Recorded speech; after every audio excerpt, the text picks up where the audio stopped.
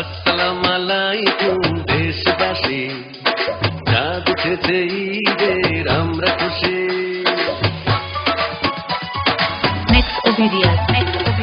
আসসালামু আলাইকুম দেশবাসী, চাঁদ উঠেছে ঈদের আমরা খুশি। মুসলমানের পবিত্রতা রক্ষা করে চলো যাই ঈদের নামাজ পড়ে। মুসলমানের